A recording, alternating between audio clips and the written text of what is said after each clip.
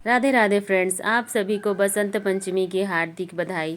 बसंत पंचमी के दिन पूजा कैसे करनी है और पूजा की चौकी हमें कब उठानी है, इन सब बातों का खास ध्यान रखना पड़ता है। तो आइए हम जानते हैं कि हमें पूजा की चौकी कब उठानी है। तो बसंत पंचमी की पूजा आपको कैसे करनी है, इसका वीडियो चैनल पर आ चुका है, आप वहां से जाके देख सकते हैं। उसके बाद देखिए हमें चौकी कब उठानी है।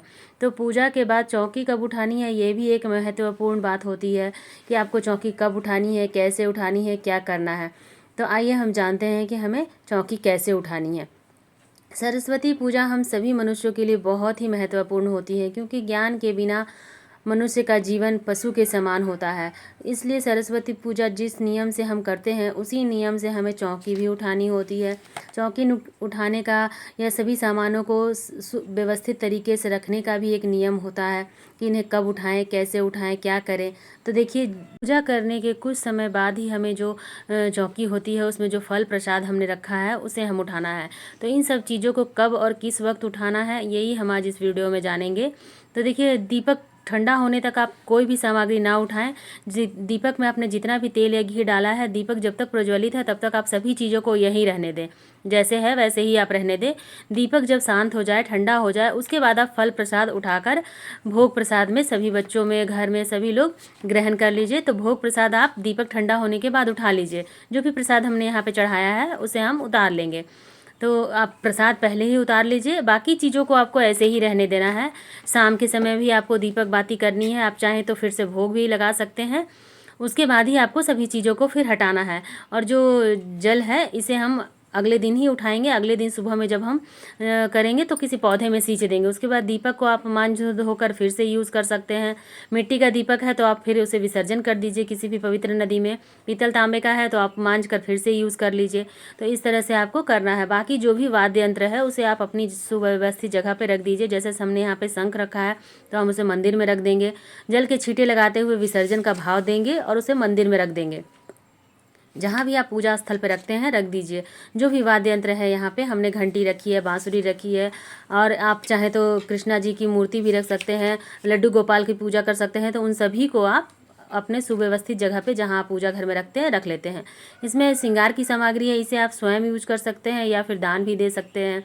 स्वयं भी आप यूज़ कर लें तो ज़्यादा अच्छा रहेगा। इसमें जो गुलाल है, इसे हम बच्चों को टीका लगाएंगे। जब भी बच्चे कहीं एग्जाम में जा रहे हैं, परीक्षा में जा रहे हैं, तो आप उन्हें इसे टीका लगा कर दीजिए। या फिर आप होली में भी यूज़ कर सकते हैं। बसंत पंचमी से होली का नियम शुरू हो जाता है, तो इस दिन गुलाल ज़रूर चढ़ाया जाता है। तो इस तरह से आपको इन सभी चीज़ों को करना है। उसके बाद देखिए, जो हमने भोग प्रसाद पान वगैरह चढ़ाए थे, अगर आपके घर में कोई पान खाते हैं तो खा सकते हैं, नहीं तो फिर आप सभी फूल पत्ती के साथ इन्हें किसी गमले में खाद बनने के लिए डाल दें, या किसी नदी में विसर्जन के लिए भी आप भेज सकते हैं, जो भी पवित्र नदी हो जहाँ साफ़ हो। उसके बाद यहाँ पे जो हमने वाद्य यंत्र रखा है, बांसुरी रखा है और जो घंटी रखे हैं, उसे हम अपने घर के मंदिर में स्थापित कर देंगे। वापस इसी तरह से रख देंगे जैसे हम घर में रखते हैं।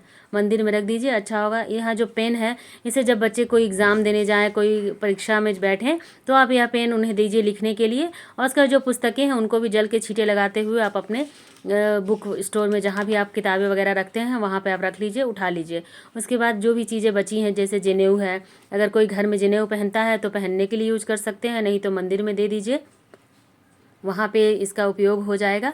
तो इस तरह से जनेऊ का भी हम दान कर देंगे, या फिर आप स्वयं के लिए भी रख सकते हैं।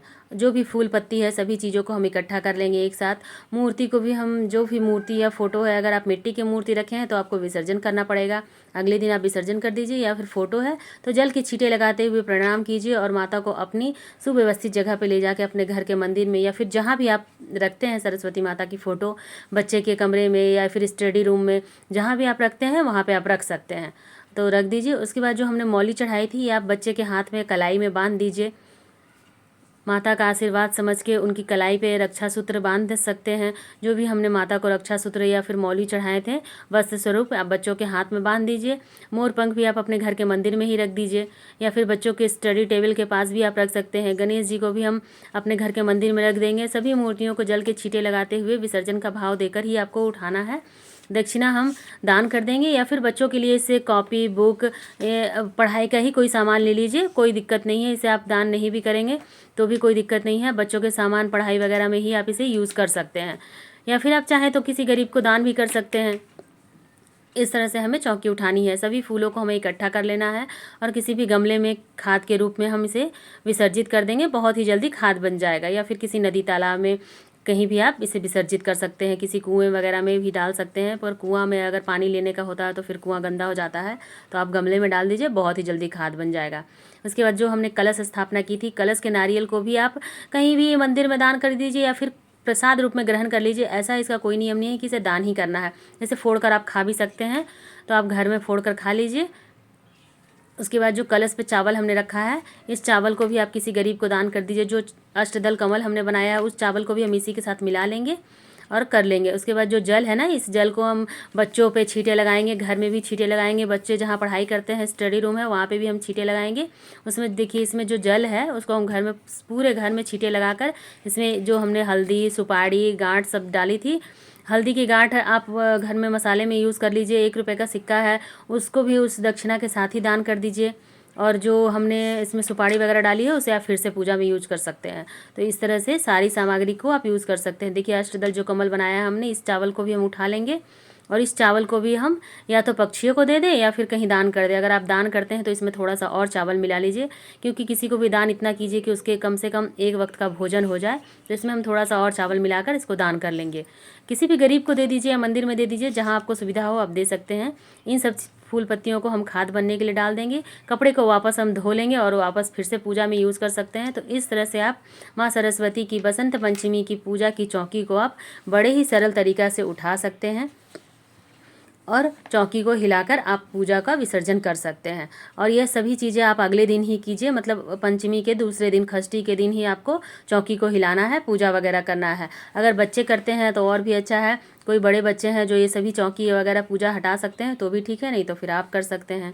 तो इस तरह से आप बसंत पंचमी की चौकी को हिलाइए और पूजा का विसर्जन कीजिए। आपको मेरा वीडियो कैसा लगा कमेंट करके ज़रूर बताइएगा। अच्छा लगे तो लाइक कीजिएगा, सब्सक्राइब कीजिएगा और मेरे चैनल को सब्सक्राइब कीजिएगा।